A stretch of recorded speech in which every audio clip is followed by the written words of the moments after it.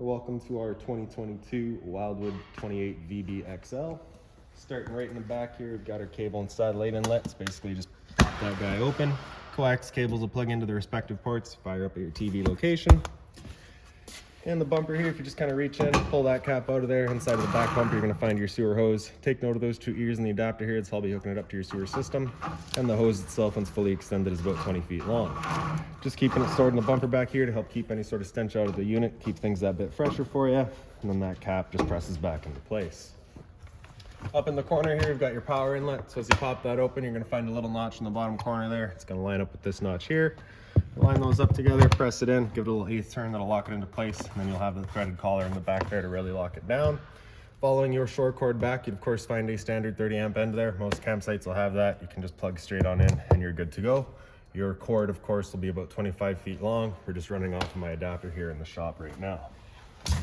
In this corner, as well as in each corner of the trailer, you're going to find your stabilizer jacks here. So what they do is they basically just run down, contact the ground, give it another turn or so, and that'll just firm it up, getting rid of any sort of bounce or sway that you see you got in the unit right now, just keeping things firm while you're out camping. Additional to that, you've got these JT strong arms, so you get that T-handle there, you're going to loosen that up. Just allows the two bars to telescope inside of each other. Once you have that foot down and set and fully extended on these telescopers there, you're going to lock that back down, and that'll just solidify it for any sort of forward and backward movement. Up from there, you've got your city water connection, so your water hose will just plug into there, turn on the water, and that'll pressurize your water lines throughout the unit. Down underneath it is a black tank flush, so you may notice over time after having gone and dumped your black tank, your monitor panel is still reading 1/3 or 2/3, whatever it may be. Typically has just some debris inside of your tank hanging between the probes causing a misread. So what you'll do is just take that same water hose, plug it into there, open up your black valve, that'll show you in a minute, turn on the water, and that'll just flush out that tank, getting rid of any sort of debris that could be causing that issue. Your sewer system is straight down underneath there. On the left you get a black valve, on the right you get a gray. Gray valve is going to be for all of your sinks as well as your showers. So typically your cleanest water, you'll dump that last. Black is going to be for your toilets. That's of course going to be your dirtiest water. We'll dump that first.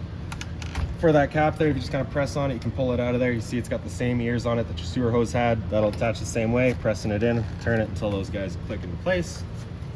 Up from there, we get your hot water tank. So that keyway there, you can line that up and pop it on open. All of your controls for turning this guy on are just inside of the unit. Sorry, for turning it on with propane, controls are inside of the unit. For turning it on with electricity, that switch in the bottom left corner here, just turn that switch on, fires it up with electricity. Before turning it on with either source, you just want to hit this release valve there, and if this tank were empty, you'd get a little bit of water coming out of there, just letting you know that tank is in fact full. For right now, we do have it winterized, so this tank is currently empty, right? So of course right now we're not going to be firing it up just because we could cause damage. Line up those two bottom poles there, and you can close it back up, lock it with the keyway. Up from there is your exterior shower, so you'll get a set of keys, and one of those keys will look just like this guy here. Stick it into the top, open her up. You get a 3-foot hose with a standard head, hot and cold water, so if the dog's out getting muddy, you can spray him off before he goes inside. Lock it back down once we're done.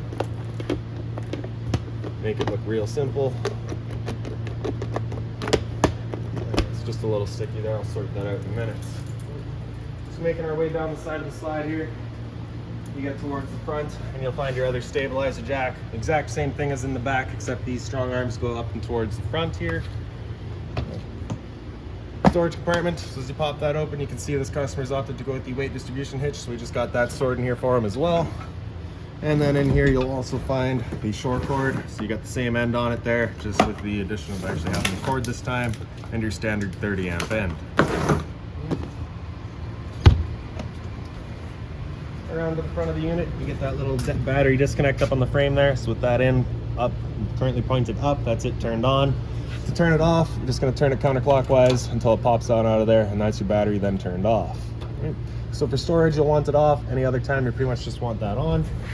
Inside of this box here is your battery itself. So as long as you're plugged in through that short cord in the back or your 7-pin to your tow vehicle, that battery is charging for you. These two knobs there, if you loosen them off, push them back, you get access to your propane tanks. So they are just teed into the one regulator there. So basically what you're going to do is just run off of one tank. Once things stop working, you'll close that tank off and run off of the other one. These little hoses here do have check valves in them, so if you were to take the one tank off while you get the other one filled, you can. It's not going to leak through. In front you get a power tongue jack, so on the left here is your light switch, and then on the right, up is up, down is down. Other end of your storage compartments here. So inside of here, you're gonna find a park adapter, so your 30 amp short cord to plug into there, 15 amp to a standard household outlet, so you can charge your batteries or run your fridge. A couple of manual overrides in here as well. So this one here is gonna be for your front tongue jack. It's got that little clip right there. And then up top here, you get this kind of long bar. That's for all your JT strong arms, just so you can run those T-handles in and out. And then you get a little laundry hamper here that you can access from inside your bedroom.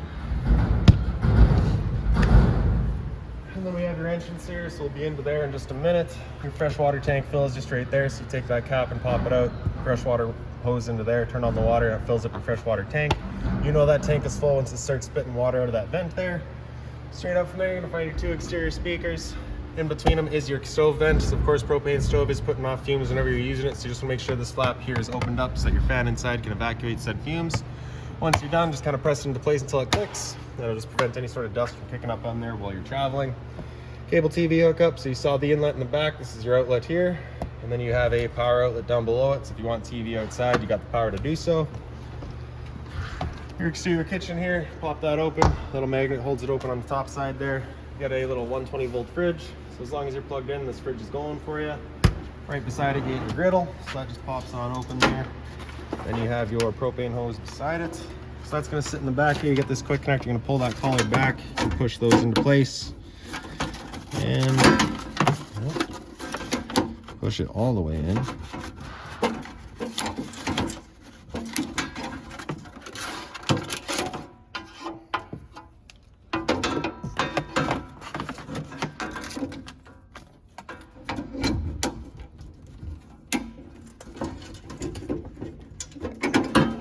All right.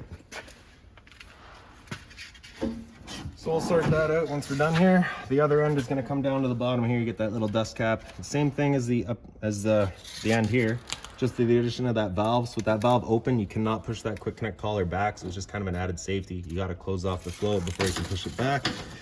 Then we can install that into the hose. And just for good luck, we'll try up here again.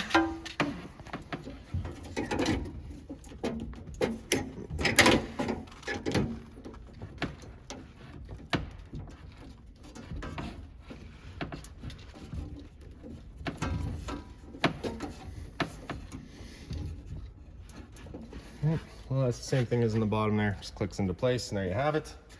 Then you can press this guy in, turn it over and pass the light.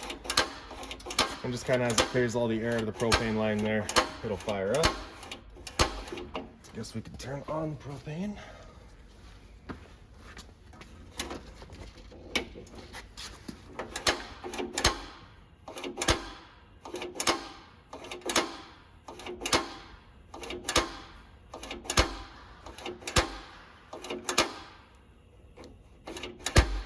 So it is just taking a while just because the propane system hasn't been used for a minute. But there you go, you can see as it's cleared all out, we got our flame going. Once you're done, just pushing it back in, over to off, letting it cool down, and just storing it back away. Little grease trap on the side there. So to disconnect it, we're gonna close off that flow of propane, take our hose out of there, put that dust cap back in place. Same thing up top. And then I just like to curl the hose up and connect it to itself, just because that guarantees that absolutely nothing is going to be getting inside of there. And we'll store it back away. Your 2 water hoses here, so you see this one threaded end there, that'll fit right into your garden hose end. Okay. Then your other quick connect, and your other quick connect end here has those 2 ears. So if we pop this port open, you can see your 2 ears kind of line up at the 12 and 6 o'clock position. You're going to push those in, little 1/8 turn will lock it into place, and then that's this hose connected into your cold water system. Okay. Once you're done, just closing it back up, lock her back down. Right underneath it is your fresh water tank drain. That's right back here. Just pull that tab over. Of course, it's frozen right now. It'll drain all out. Furnace exhaust. So of course, whenever you're running a furnace, it is going to be exhausting. It's going to get hot, so just make sure you're not blocking that off. Low point drains are in the back here. So you may notice over time, if you're leaving the unit for a while and you don't want your water going stale or stagnant, you just got those 2 valves right back there. You get a hot closest to us and cold furthest. You just open those up, it allows the water system to drain itself out. And then to the back of the unit, you get your spare tire. Straight up from there, you're gonna find a pre-wired mount for a rear view or observation camera. Then off to the side there, you get that Lippert installed on-the-go ladder mount. Now we'll make our way inside of the unit. Open up the door. The door's on a friction hinge, so it just kind of sits wherever you leave it. One thing I'll point out real quick here is if you've got it wide open, it does contact your awning arm. So if you're gonna be running your awning, you want your door at about 90 degrees or so, just so you're not hitting that. Blue handle over to the center there, and then you can slide your steps out. Little tab is in the back there. If you push those in, you can extend or retract your legs just based on your campsite needs. As we get inside, first things first, right on the left there, we've got your fire extinguisher. Set things standard, pull the pin, point, and shoot. Up from there, you got your dimmer switch here. Just touch that, turns on all of your interior lights. If you press and hold, it'll dim them down. Continue holding, they'll dim back up. Release at any point, and they'll just stay at that light level. Light switch on the right side here does a little accent light above your slide out. You'll be able to see that a bit better once we have that opened up. Light switch on the left there does your awning light outside. Big switch on the bottom right here is your slide out. So you're gonna press and hold the bottom of it, and that goes out. Oh, top goes out.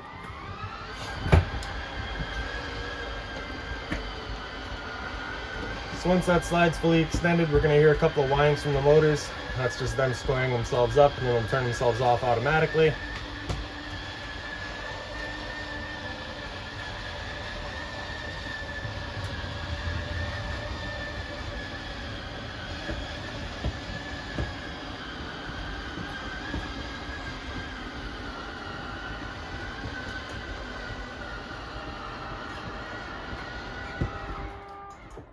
There you have it. Big switch on the left there is your awning. So press and hold the bottom, that makes its way out. Once that awning's fully extended, we're gonna see a little white flap come down as well as a black metal tube. Once you see that, you're gonna stop. If you were to continue extending, it can actually wind itself up backwards, in which case your fabric will be underneath the tube, allowing it to then hold water, accelerating the growth of mold and mildew. So there's our flap, and there's our tube, so we'll stop right there. Now if it were to start raining, it's of course going to hold some water anyways, so what you can do is grab either arm, front or rear, just pull straight down on it, and you can see that changes the pitch of the awning out at the head, allowing the water to then run off. Now if you like that angle better, because it does give you a bit more shade, you can do the same thing with the arm up front. Before you bring it back in though, you just want to make sure these guys are back out straight and fully extended, just so you're not running the risk of bending them. As we make our way inside, I will point out that your two exterior speakers turn on with your awning light switch as well. And then press and hold retract the top of the switch, and the awning will make its way back in. Again, you're just going to watch to make sure that your fabric over top the tube. And another thing to keep in mind with your awning is it does catch a lot of wind. So once you get up to about 15-20 kilometers an hour wind, you want to bring it back in. Again, just so you're not running the risk of bending your arms.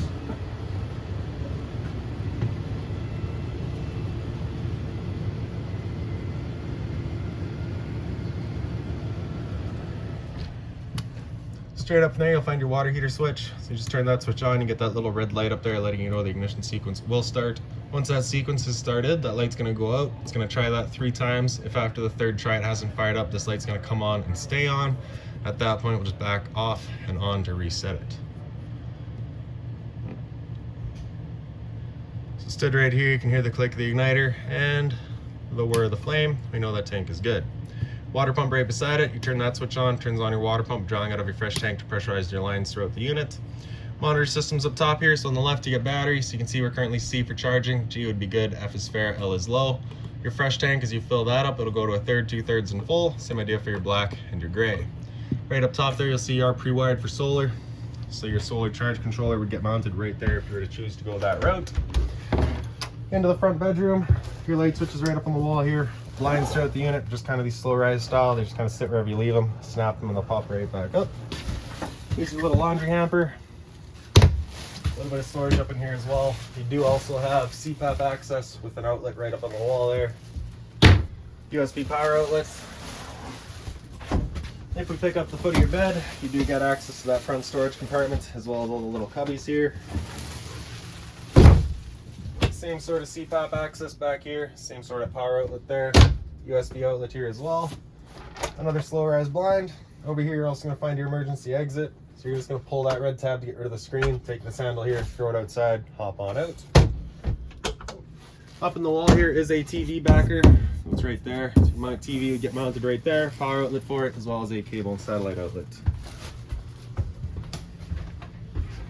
Your entertainment area here, so you can see the TV gets mounted right there. You get this little through hole. You get down into your power outlets. You can see our pre-wired for Wi-Fi. And then in the center here, right in the middle, that's your antenna outlet. Turning that antenna on, just hit that button there. Just get that little green light letting you know it is turned on. Up above it is your cable and satellite outlet. Stereo right up front here, so the power button there turns it on.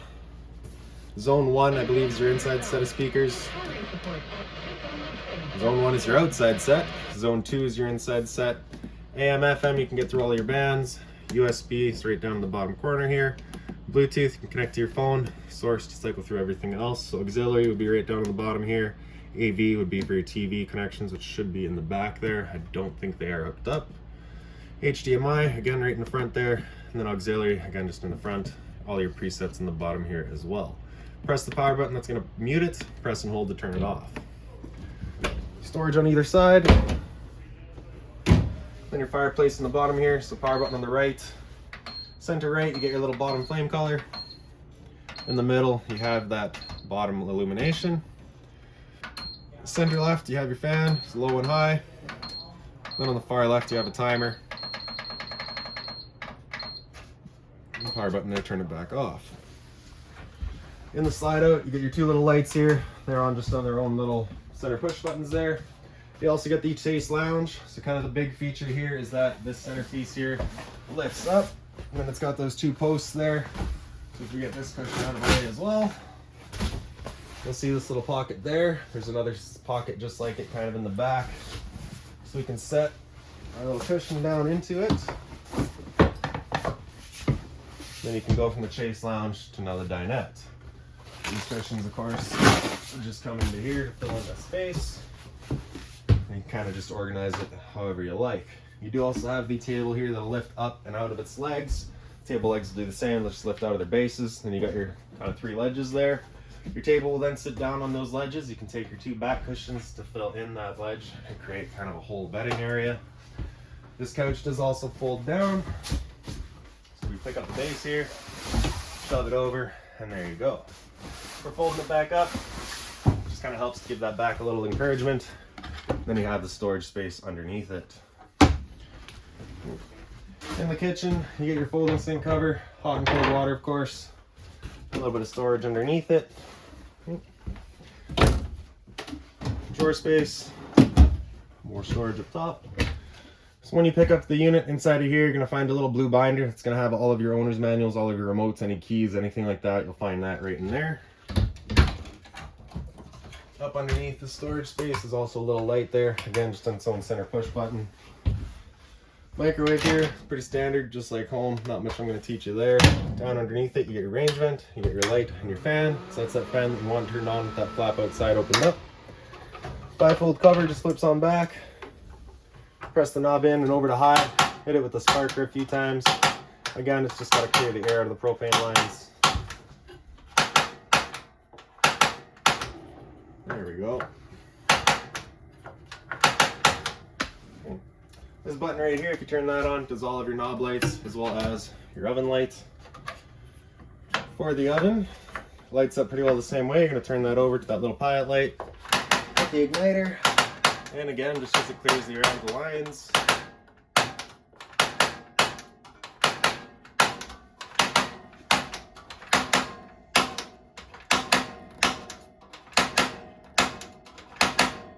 There we go. So once you get that pilot light going, you just want to hold the knob in for another couple of seconds, then you can release the knob. The flame will then hold itself. Turn up to your desired temperature, and she fires right up. Once you're done, turn it back down just a pilot. It'll hold just the pilot light for you. But if you're traveling or leaving the unit for a while, you just want to make sure it's right off. Underneath it, you're going to find a little furnace outlet. So you'll see those kind of throughout the unit. Those are your heaters. Return air for your furnace is just right there. So you just want to make sure it's not blocked off. Travel latch for the fridge. Slide that over to the side, and then we can open her up. 12-volt fridge, so as long as your batteries are charged or charging, this guy's going for you. Temp selection's right across the top there. Freezer up top, same thing. Temp control right in the back. Kind of around the corner there, we get your thermostat. So you're going to press that little bottom bar, that'll wake it up. Hit it again, will come into your fan speed. So you can select your fan low or high, right, just with hitting the bar. So fan is just moving air, there's no cooling involved. Cool high is going to have the high fan running all the time with cooling cutting in and out as needed. Select your temperature with the arrows. Cool low, same idea, low fan all the time, cooling in and out as needed. Cool low auto is now going to have both the fan and the air compressor cutting in and out as needed, so truly an on-demand system. Cool high auto, same thing, just now it's going to use the high fan instead of the low fan. And then after that, you hit it again, it'll come down into heat, it'll turn off the air conditioner, turn on the furnace. Real quick, while you got your air conditioner going, you have these two louvers there. If you have them closed, it's going to use all of our ceiling ducts to move our air. Or you can open them up and it'll just dump all of its air into the living room here. So when you first get it to your campsite, you want those open, cool off this area as quickly as possible, then you can close them off, start moving the air throughout. So the first couple of times you run that furnace, you are going to get a bit of a smell throughout the unit. It's just a new furnace smell, it will go away. After you heat, hit that bar again, it comes down into off and then just kind of cycles back around. Straight down underneath there, you're going to find your LP detector. Propane's heavier than air, it sits on the floor. That guy detects it, it starts going off just like the smoke detector would. Smoke detector itself is right here. Into the bathroom, your light switch is over right on the wall there. Then you get your toilet here, flusher just on the right side. Up on the walls, your GFI protected outlets, so test on the bottom, reset up top. So if you ever have outlets that don't work, it's the first thing you should check. Your mirror here just kind of opens up, you can get your medicine cabinet back there as well. You also have this little elastic on the side there, sits into this tongue, just kind of as your travel latch. Hot and cold water at the sink, of course. A little bit of storage down below it. Just being mindful of our drains and our water lines. Of course, don't want to be breaking that. Then in the shower, we do have the magnetic latch for both open and closed. Hot and cold water, of course, standard head and hose. Right above my head, you've also got your ceiling vent. So you're just going to turn that knob to open it up. In the back corner, here's the switch to turn on the fan.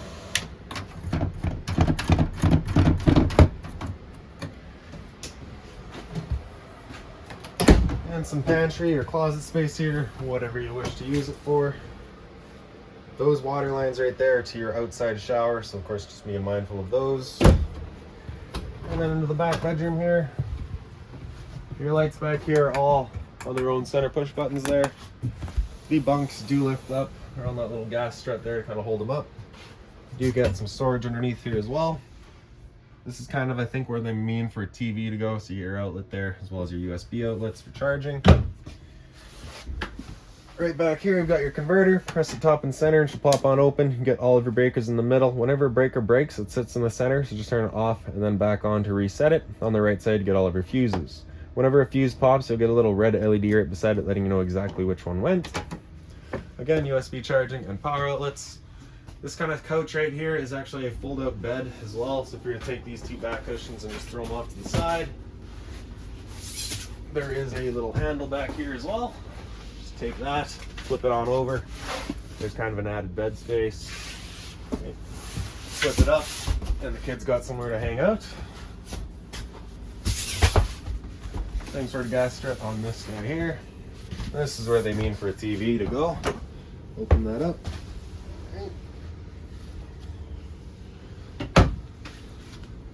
Same emergency exit back here that you had in that front bedroom. Pull that red tab, take this handle here, throw it outside, hop out. And really, I do believe that's about it for this unit. If you've got any other questions on it, please feel free to give us a call, 204-237-7272.